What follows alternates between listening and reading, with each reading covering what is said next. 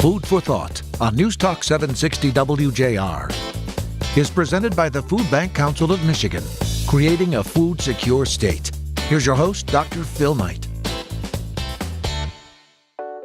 Winston Churchill, the burly prime minister that refused to give up on England in the face of Nazi Germany's seemingly unstoppable assault in the midst of World War II, was quite the leader and the linguist. He served as a soldier from Cuba to India to Africa.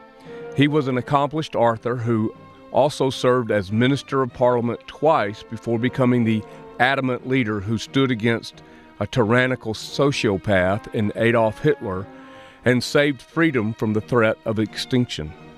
Astonishingly, Mr. Churchill, short of stature but a giant among leaders, was equal to the task, facing down evil and standing strong in the face of criticism and overwhelming odds. Reading Sir Winston Churchill has been a passion of mine for some years now. I draw great strength and inspiration from his words, especially when facing a seemingly impossible task. So today, I share with you 7 quotes from Mr. Churchill to inspire us as we seek to create food security, our impossible task. Let's define the problem of food insecurity according to Mr. Churchill. Food insecurity is a riddle wrapped in a mystery, trapped inside an enigma. Granted, food security is a part of the multi-layered problem we call poverty that has its reach into every aspect or a part of our culture and society and is very complex. Regardless of how complex, Mr. Churchill would look at us who in fighting this stubborn problem would say, the first quality needed to fight hunger is audacity. We think we can win. We are audacious. But we are more than audacious. We are professionals who are committed to learning and, if necessary, failing, because success consists of going from one failure to the next without any loss of enthusiasm. We tried, we succeed, we learn, we fail, we learn more, but we are committed to excellence. It is no use saying that we are doing our best. You've got to succeed in doing what is necessary. We are doing what is necessary, and our 7 regional food banks are doing it with excellence.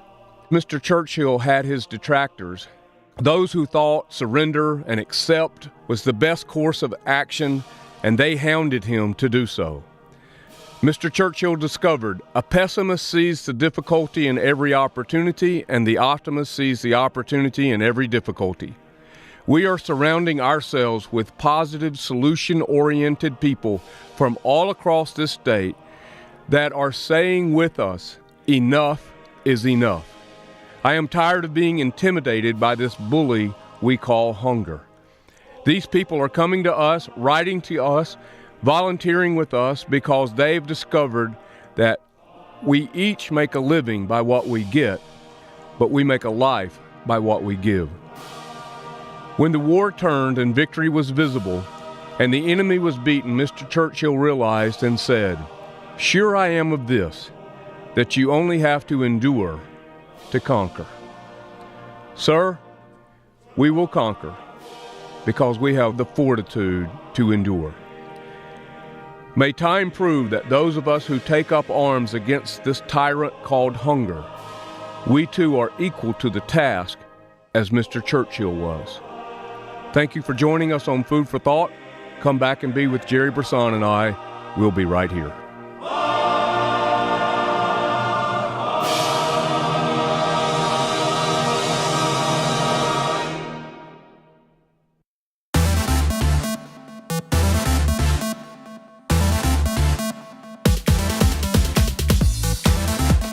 Welcome back to Food for Thought. Once again, here's your host, Dr. Phil Knight. Thanks for listening, everyone. Gerry Brisson is here with me. Gerry, I'm pretty excited about the guest today, Donna Murray-Brown. who's going to be with us, the CEO for the Michigan Nonprofit Association. And I know that you know Donna personally as well as professionally. Yeah, and a long time before she was at the Nonprofit Association and she was working for the bank, I got to know Donna pretty well, and we worked closely with them to accomplish some pretty big things here in Southeast Michigan. So I have a lot of respect for her, and I know she represents the huge sector that we're a part of, right? Those folks that are in this work not for profit, but for impact and mission, right? Absolutely. Well, yeah, Donna leads that entire organization now, the Michigan Nonprofit Association, but she has, as you described, a rich history in the corporate world, and a lot of success there. But, we won't say that she came over, left the dark side to come over here, because we're all working in this together. And, and she has quite the story that I'm really interested in our audience hearing. I think it's going to be a powerful, and in fact, I think it'll be a bit surprising. Yeah, and I also think, when we talk about the light side, the best way to solve hunger is a good job, right? So we'll throw that out there as a little tease, and I know that the issue of employment and food security is going to come up, and I think we've got some great things to come here. Yeah. All right. Well, folks, stay tuned here to Food for Thought on WJR. Gerry, Brisson, and I will be back with Donna Murray-Brown from the Michigan Nonprofit Association.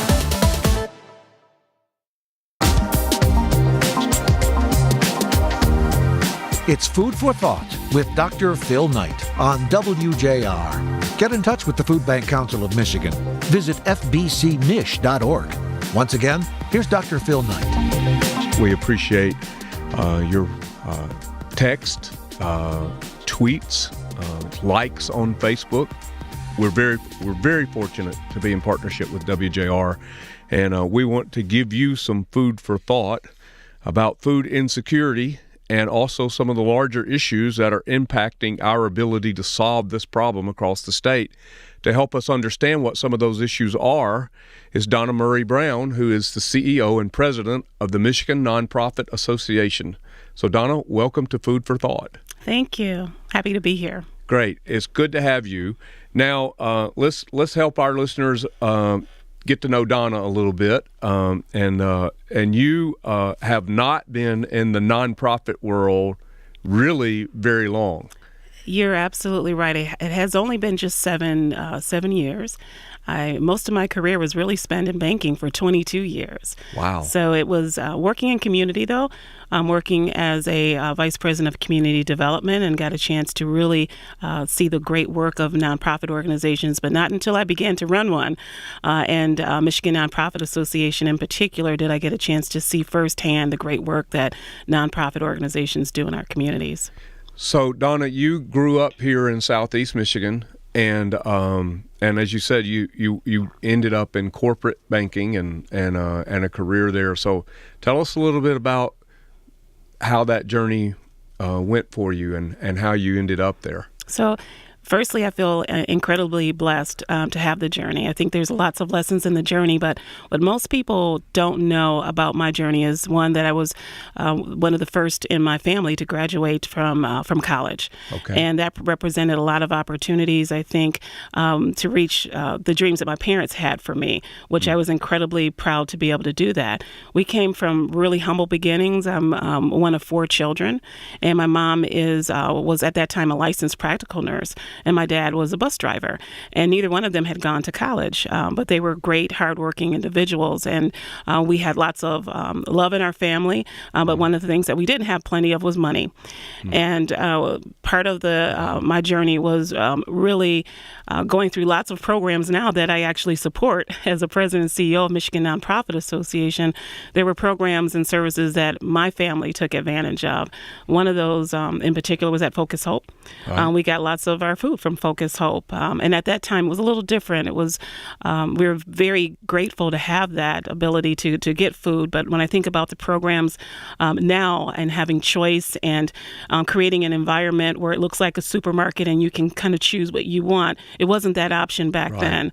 And there was quite a bit of a stigma then to be able to get food from food programs. And unfortunately, at that time, I can remember the food from the food programs was clearly identified with stripes on the cans and red letters or black and white. And if you had people over, friends over, and they looked in your cupboards, which I tried to always prevent anyone from looking at our cupboards because I didn't want anyone to know that we were actually getting food assistance. So, Donna, on a more recent show, we had Cindy Estrada, who is a vice president with the UAW, and we talked about the link that used to be between full-time employment and food security. But we talked about how that link has eroded. You could be working not just one job in this day and age, but two. But here you're talking about a mom and a dad who were doing all that they could and being very successful at what they were doing, LPN and as a driver. Mm-hmm. And yet with 4 children, it wasn't quite enough. You still ended up with a little more month than you did money. Absolutely. It's I think it's something that we often forget, that you can be one circumstance, one situation away from stability. And I know in our family, you're right, it wasn't enough income to really take care of all the expenses of having 4 children, let alone trying to plan for their college and things like that. Sure. But my mom had an automobile accident. She wasn't able to go to work for a period of time, and there was not that income. And so it was just that one circumstance, one instance that really put us in a situation where we had to depend on a great program like at Focus Hope in particular. So I have to thank you for sharing that story, because I think that there is still a battle for folks who are working to help themselves. They do still feel a little bit of that stigma. And, we've gotten a little better. We've evolved a little bit better in the food banking world, where we're not striping the cans anymore, and we're trying to make it an uplifting experience. So trying to treat everyone with dignity.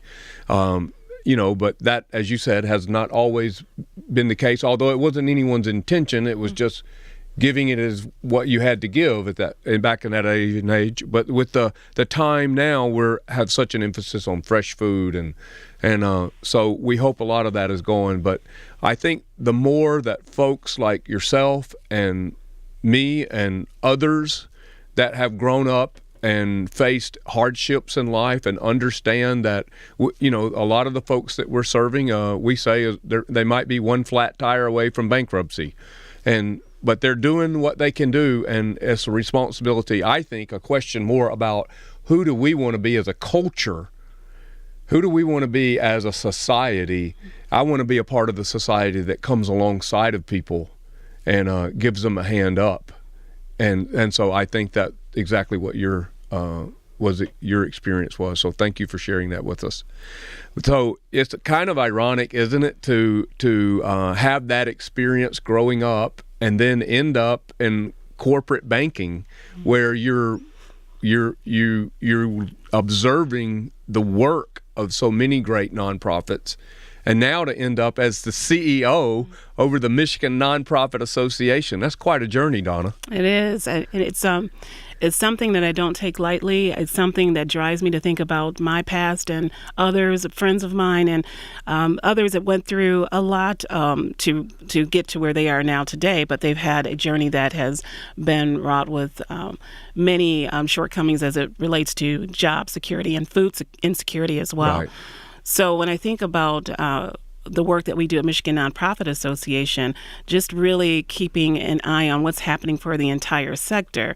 Right now, this particular time, it is about what's happening with community programs right now that are addressing food insecurity and workforce development and all the things that create stability in a family. So that's something that has been really on my mind as a leader of Michigan Nonprofit Association, and trying to create that support in a world right now that there's some uncertainty around funding for these important programs in our communities. Right. We want to continue to talk about that.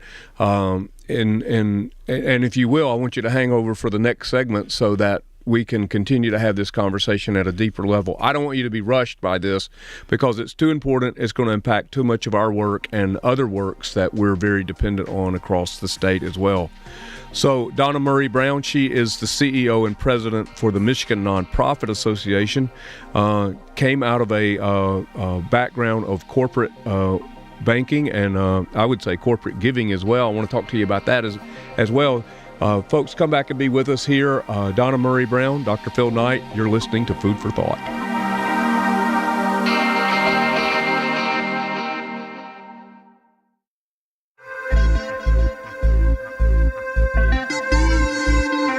You're listening to Food for Thought with Dr. Phil Knight. I have in the studio with me here at WJR, Donna Murray-Brown, who is the president and CEO for the Michigan Nonprofit Association. Donna, it's just a privilege to have you here to hear your perspective on the issues that are facing the sector, the nonprofit sector, now with the new administration. So I'm going to hold that because that's really why I wanted you to come. But now that I've got you here and you're in the seat in front of the microphone, let me share with you briefly the concept about the ERN, and our listeners know about it from when Dwayne Berger was on the show with us here just a few weeks ago, and this employee resource network and how employers are putting in their investing into the lives of their employees, their greatest asset, to ensure that they have success and thereby more effectiveness and hopefully greater productivity. So it's a win-win-win scenario. But basically they're giving them what they need so that they remove the obstacles from people missing work, like transportation or childcare or whatever that might be. And so that concept of an employee resource network is kind of innovative, isn't it? I think it's very innovative. I can think about when I started my career in banking many years ago. Some of the challenges I had was transportation. My car didn't start up in the morning, especially in a cold Michigan winter. Right. It was really interesting as to whether or not it would start up. It would have been great to have that kind of support. So I think the notion of employers really taking an interest in, as you described, as their number one asset are their people. It does require some insightfulness. It does require some empathy and some ability to dig deeper in understanding those that support their missions and their work. So I think, as a person that was in banking and recognizing that we had so much of our workforce that were tellers that weren't necessarily making quite a large salary, that it would have been very interesting for us to be able to see what were some of the mitigating factors to them being able to not only get to work, but actually able to thrive. Were they thinking about what was happening with their children while they were at work, and who was taking care of their young children, or if their car was not working or something of that nature.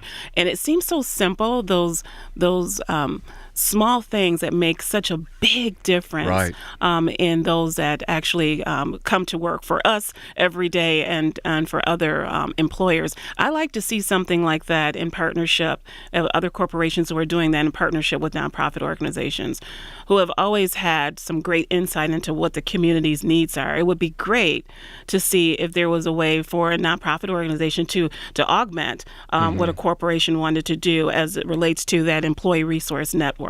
What might there be a way of leveraging some of those resources and jewels that are already in the community and matching them up with the needs that employers have discovered about their own employees? And one of the great places, I think, to have that conversation is under the umbrella of the Michigan Nonprofit Association. I mean, you guys definitely have the 30,000-foot view to see so much of the great work that's going on, understanding the needs which are impacting the workforce in our companies and corporations across the state. So that's why we do Food for Thought, to have these conversations that lead to innovative ideas. So I'm sure you and I are going to talk more about this when Mark shuts down the microphones here. But we're in a transition period here. I think the country was a little shocked to have President Trump win the election, and I think a lot of the country was thinking it was going to go one way, and it didn't go that way. It went another way, and now the reality has set in. And do we have an idea about what policies are out there that are going to impact both the ability of individuals and companies and corporations to support the great work that is going on in the nonprofit sector? Sure. The thing is that we just don't know. You're right. It was a bit of a shock because we thought that we knew what the outcome was going to be. But now that we don't, and it's a bit, in some cases, uncertain, there is this sense, I think, something good that's come out of this uncertainty is the notion of, especially nonprofit organizations, galvanizing now around what and who they can be for those that they serve.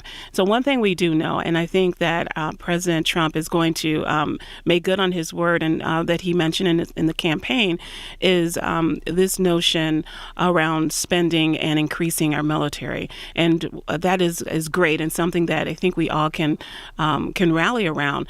The challenges for nonprofits, though, is if there's going to be more spending here, and we want to reduce the national deficit, there we're going to need to take money from somewhere, and we're thinking that the possibility might be from domestic programs like the ones that are food programs, workforce development programs, and those that really support the basic needs of our community. Right. So nonprofit organizations are really wanting to understand but stay in close contact with President Trump and his transition team, and those are the agencies that run the agencies that support domestic spending, that we really give a perspective and point of view of what really is happening in communities and the needs for many of these programs to remain stable. One of the things is you talk about workforce development. A person needs and wants a job. They want to have a meaningful work that they do. They also want to be able to take care of their families. Right. One of those basic things is food. Sure. And so when we think about reducing the spending, those are things, those basic things, we really want to make sure that those things stay intact. And what we're finding is that nonprofits are, I think more so, not for the first time, but more deeply now, are going to the people that they serve and asking deeper questions and Right. trying to discern what is your current status and what do you foresee for the future, and how can we help you get to your goals and meet those far-reaching goals, but also those immediate things that Sure. you're dealing with every single day. Right. How do we help take that stress? We talk about taking hunger off the table, so that toxic stress leaves their lives. Absolutely. And their minds are free to think then about better jobs and job training and education and healthcare and all those other things that their mind's not free to talk about.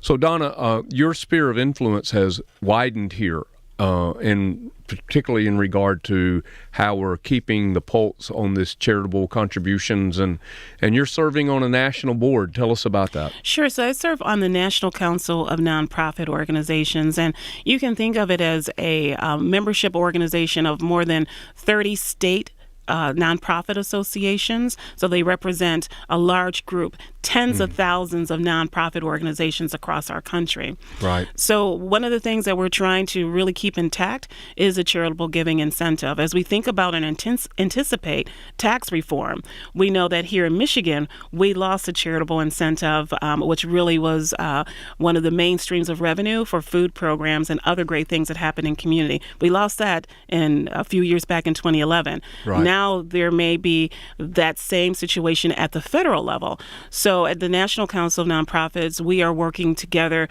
with nonprofits across the country to say how imperative it is to keep that in place, because those are revenue streams from individuals who understand their communities and care about their communities and want to invest in their communities. So the net effect is what I'm hearing, since we have a little history with this in Michigan from 2011, is, whatever the spending priorities are at the federal level, and that the net effect with less spending and the charitable tax opportunity going away means more people in need that will become more dependent on the nonprofit sector to meet that need because there's less spending. Right. But we're taking away the charitable tax incentive. So it's kind of like getting hit twice, right? Absolutely. It's like getting hit twice. And that's the obvious thing. One of the things that's maybe less obvious is that it also is stifling the ability to mobilize the caring power of individuals who want to connect to their community. Wow. And that's something that I think we sometimes get lost. It gets lost in translation. So it's about connecting people and keeping communities whole and strong. Well, we know that in the food bank Council of Michigan world, we have about 150 Michiganders who annually volunteer in our 7 food banks across the state to help us solve and create food security. So Donna, how do people find out more about the work of MNA? Sure. One thing you can do is visit our website at www.mnaonline.org. She's Donna Murray-Brown. She is the CEO and president of the Michigan Nonprofit Association. Donna, thanks for being with us, and you promised to come back and keep tabs on this charitable tax incentive and other things that are affecting our communities. It's great to have you. Thanks very much. I'm Dr. Phil Knight. You're listening to Food for Thought on WJR.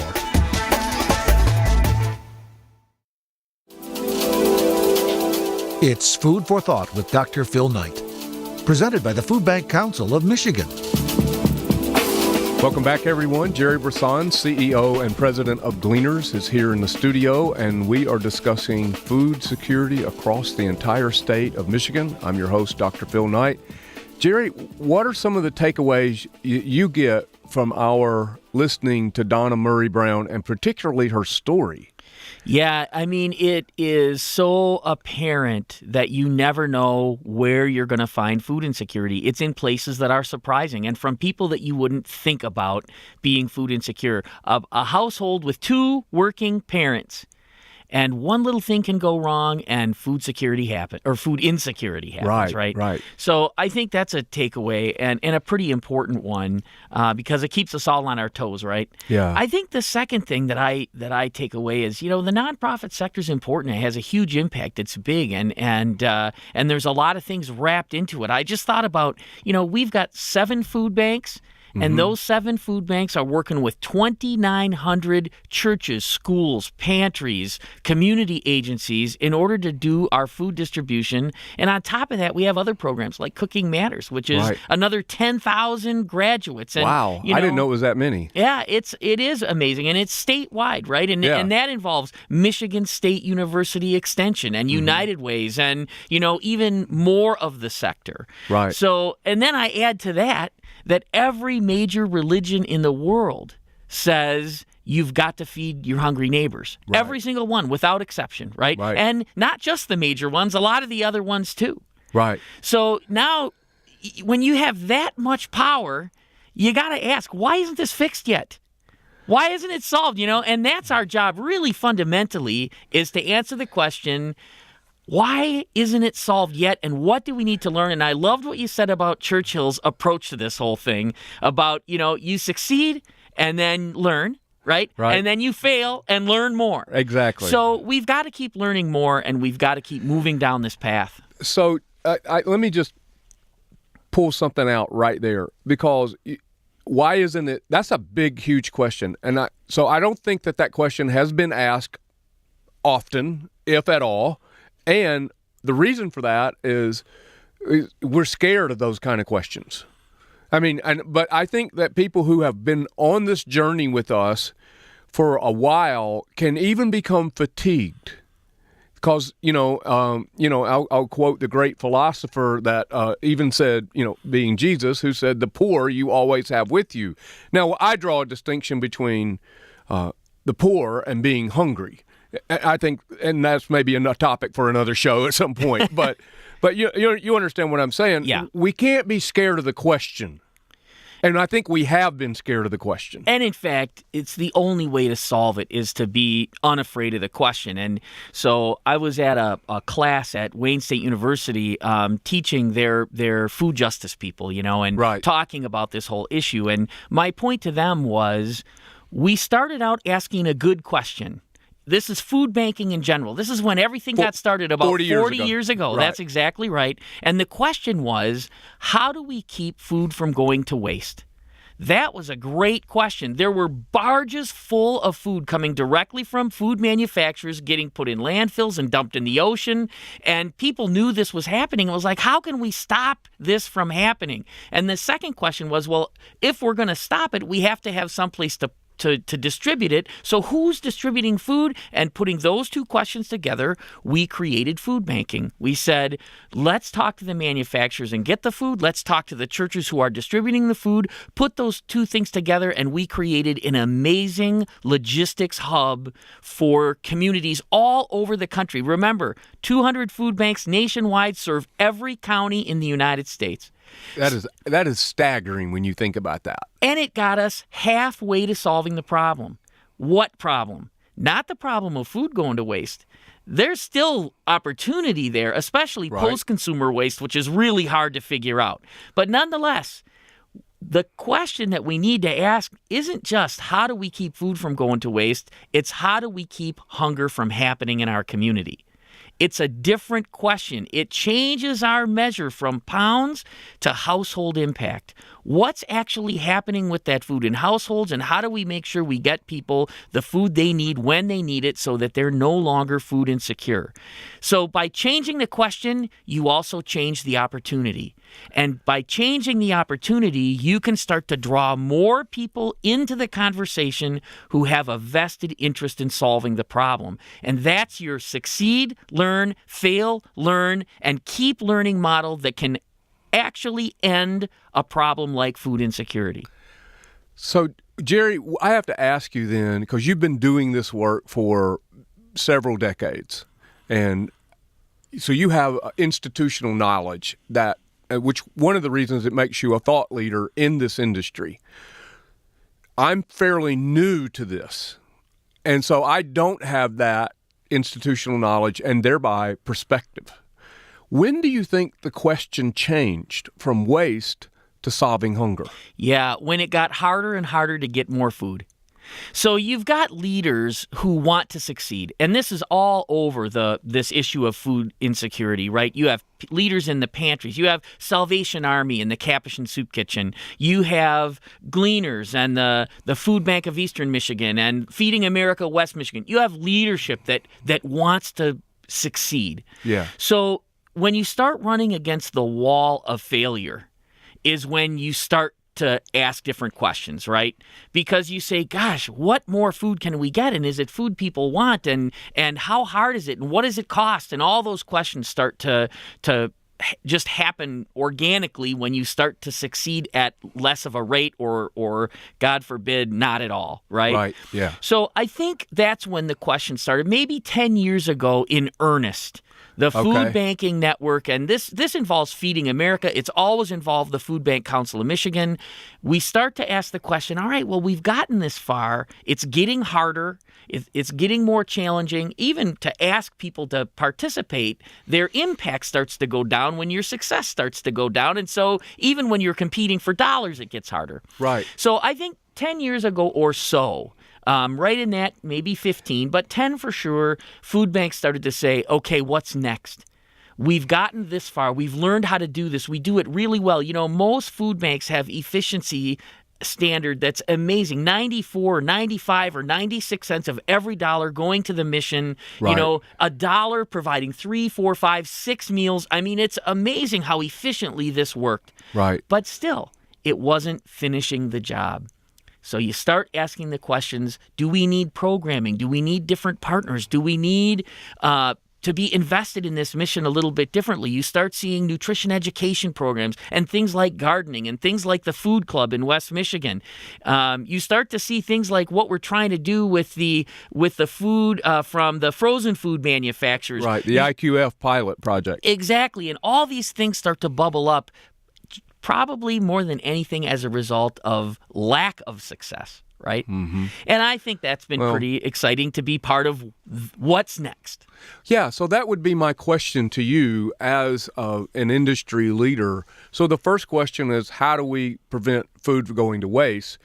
10 or so years ago, the question became more about how do we prevent hunger in our communities? So what's the third question? I think the third and most important question is who wins when this is fixed. You know, we know the hungry families win. We know the kids win. We know the seniors win. The people that we're serving, we know they win, and we've always known that they win, and that's the fundamental charitable reason for doing this. But there's other winners. Businesses win when their employees stay longer and are better concentrating and treat each other nicer because they're not coming to work hungry, right? Healthcare wins when they give a prescription that says take with food and the person actually has food. Right? Mm-hmm. Healthcare wins when that happens. And so the question deepens on not just who wins, but how much and when. And how do you draw the line between those wins and that bottom line? And I think that is exactly the question we have to ask ourselves now. Besides food manufacturers who had a product that might have gone to waste, we have people that win beyond waste. Right? Mm-hmm. That their actually bottom line will benefit when we solve this problem. And so the question is who wins? And the immediately following question is how much do they win? And how do we create programs so that they win while our hungry neighbors win? So who wins when we win? That's exactly right. 5 W's. Yeah. Who wins when we win? Yeah. Yep. When food security is gone and hunger comes off the table, who are the people who's going to benefit the most? Whether they be corporations or companies, or whether they be individuals and families or communities or educational system, which is one that we talked about before on the show, but I think there's no expectation for a child to learn if they're hungry. And I know we have free and reduced lunch and we have breakfast and all that, but that's not the only time a child needs to eat and what they need to eat. And I think we can tease up one more idea that I think is critical, and that is how much help does a person need before they take the rest of their success without more help? Right. And if you can stabilize a household, and many households with just a little help will launch themselves into success, we need to understand how much help is that and for what kind of households. Well, that's why we're doing some of the studies and collecting some of the data. Gerry, thanks for your insights so much. Appreciate your thought leadership as always. So, folks, here's some food for thought for you as a result of our show today. A professional, educated, eloquent, and accomplished person walks into our studio and record some segment for our show, Food for Thought, that illuminate, educate, and inspire us about the politics, policies, and particulars of decisions that affect our work, our people, and mostly our communities. Yet she grew up hungry, food insecure in some instances in her life. Not always, but sometimes. Her parents worked, and yet there was a struggle. This is too often a reality today for too many. There were people, food banks, pantries who stood in the gap for her and her family and offered them a hand up with food that they all wanted and needed. So here's what I realize. You can find food insecurity anywhere. Let's make this example of overcoming a reality for all who desire as we reach out, give, and help those in need. I'm Dr. Phil Knight for Gerry Brisson. Thanks for listening to Food for Thought on WJR. Food for Thought has been presented by the Food Bank Council of Michigan, creating a food secure state.